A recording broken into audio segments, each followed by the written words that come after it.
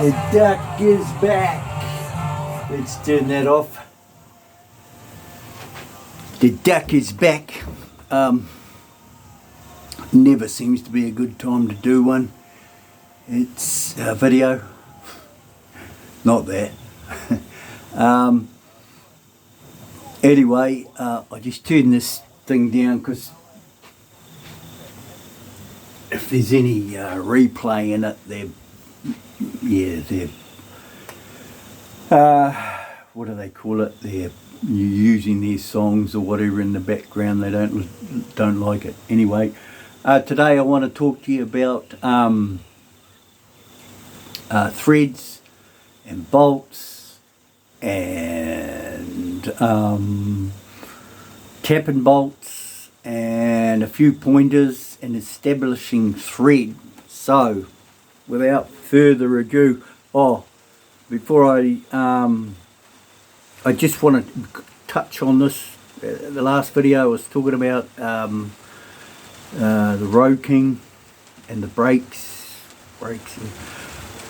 I was really blown away to see that on that bike they've actually put metric top bloody cap head bolts in them. So it just shows you how much the jacks, how much is getting made in Jackland. Anyway, let's get on with it. Just to put you in context, I'm so over organised today, it's unbelievable. So this is what we're looking at today.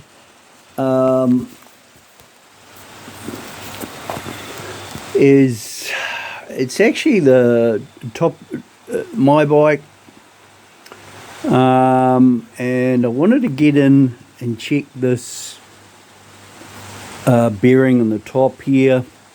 So I jacked up this apparatus that you'd be I don't know whether you can see that. It's I've got two wires coming down off the roof holding it. It's called my never-ending apprentice. The problem what I've had, I'll take this out, is the bolts what go in here, right? And I never picked it up last time I had this bike, had this top of this bike apart. Don't drop it, duck. Come on. I'll put that there for a minute. When I had this bike apart, I never picked it up, but the bolt that goes in there, and there's another one what goes in here. I'm going to put you back in the holder now because now you know what I'm going on about.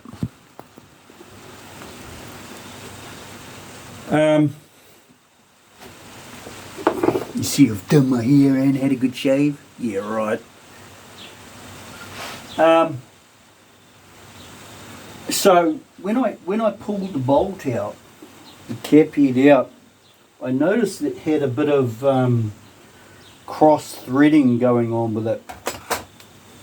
And if you, to the untrained eye, you probably wouldn't pick it up, but I'll step out of the photo because it always tries to focus on your face, this thing. If you see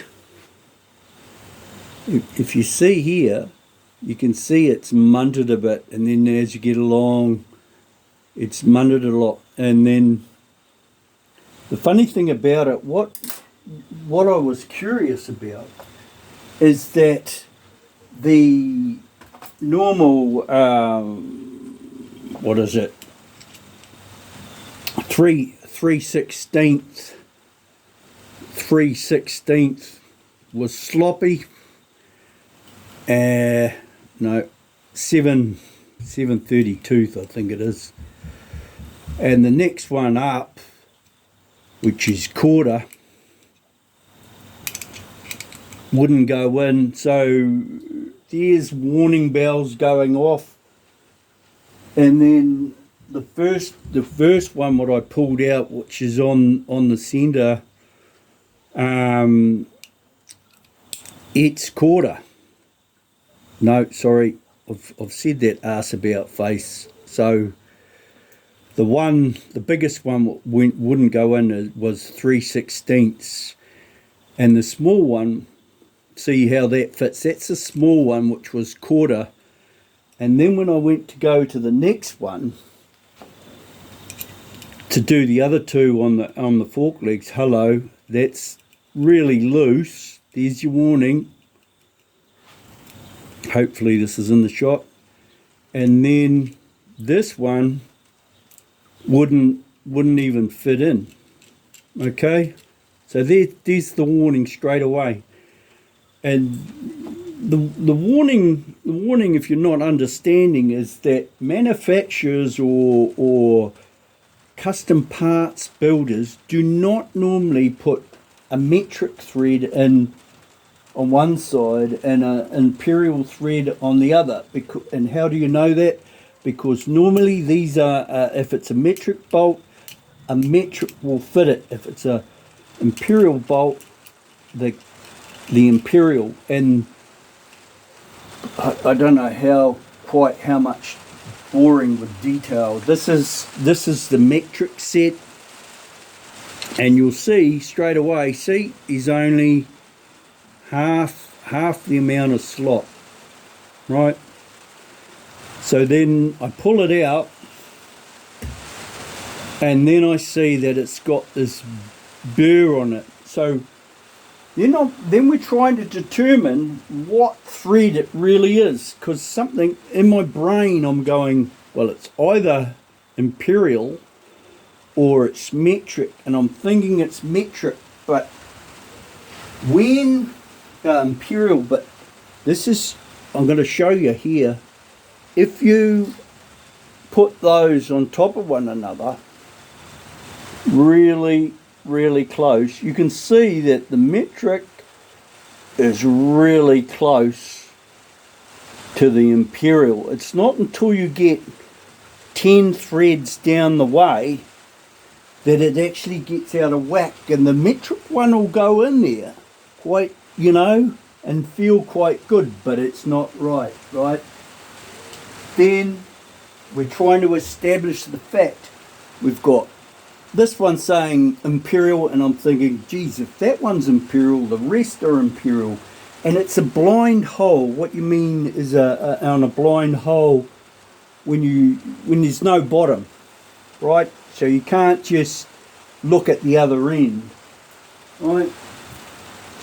So then the next thing, one of the best tools that I've bought in quite a few years, it's thread gauge, and it actually gives you metric and imperial threads. And on here it says actually 3/4, and that tells me, if I look, it's got 10 on here, and normally that records to 10 threads in an inch. And if I go to down here to 10 threads per inch, it's saying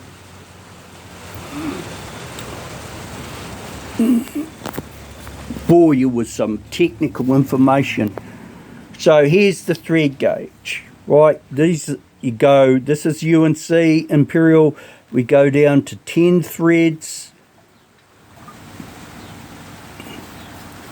down to 10 threads per inch, and then we scroll across and it says 3/4, right? So we've established now this bolt here goes down the top, you see? Again, it's been manufactured. So if this is 3/4, and I get my digital verniers out and I measure that, that's the inch and that's, well, I won't go into detail how to work that out, but I'll put it on metric, measure that, and it says just over 19 mil, and 19 mil converted to 3/4 is, 3/4 converted to into metric is 19 something or other mil. So with the information from this to that and the other piece what I pulled out, I then established that I think that those have been cross-threaded once again. Brian and Trevor have been in there, or George, have been in there with their, I've lost the bolt, I've broken the bolt, and they've gone down to the engineering shop and they've got a metric, and even though it started to go in there nice, it's got a bit tight and it's done the job. It has done the job. So you can see how short they are, right? So what I've done now is I've gone in and I've tapped them first with a first with a what they call a taper tap. This is a 5/16 taper tap. Right, put that in and out. And I'm not one for products, but if you're doing any cutting thread, this Tree Fall, the Magic Cutting Compound, absolutely amazing. I'd recommend it. Don't ever put your cutting tools in there. And the good thing about it is that when you're finished, it leaves a anti-rust thing on it. You don't wash them in petrol or solvent or wash them off. You just wipe them off and you leave that gunge on there. It stops them from going rusty. Right, so we got that one. See how it's got the very slight taper at the beginning. Then I put in what they call the intermediate tap. See, and it's got less, getting more, and then the final. What do I do with it? The final one, which is the bottoming tap, what does the thread right down to the bottom of the hole. Now the reason why I've done this is because they put this faulty one in there. If you can imagine, by the time it goes through the steel and across the gap, there's only about bloody 6-10 mil in there. So I'm going to replace it. I'm not going to use a stainless steel one, but just for to make things a little bit easier, because I know where this one is. That's probably, I'll put in a Harley Davidson one, but probably more that length, you see. So it's going to have twice the amount of thread in there, right?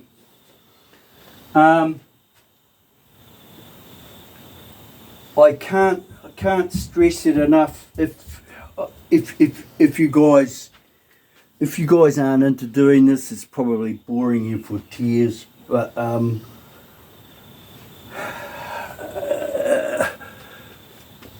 I'll just quickly show you that one again. Keeping in mind that the bottom one is metric, right? And you can see it's a bit munted on the end here. And the top one is imperial, right? And you can actually see that it's just been flared up with the pressure. I'm actually fully amazed that it hadn't shit itself. Excuse my French. Anyway, I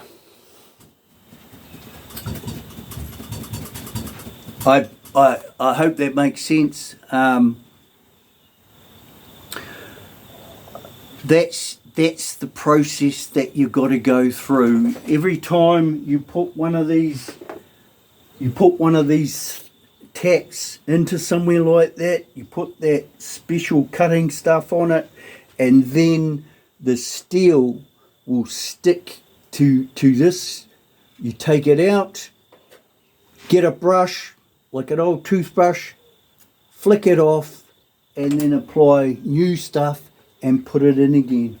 Oh, the other thing I was going to show you before I finish was now both of these taps are the same, right? Except this one,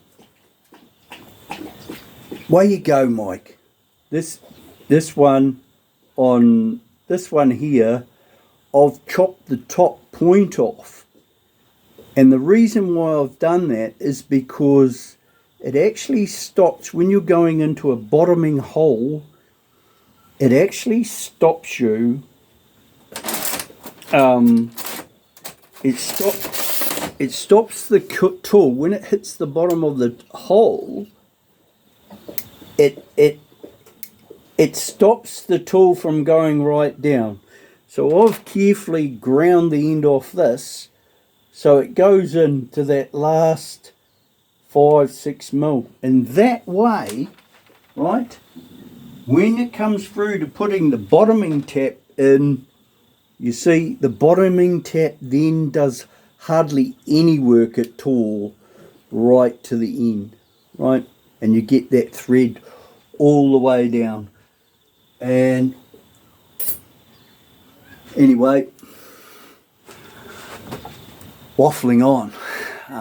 Yeah, just getting into it.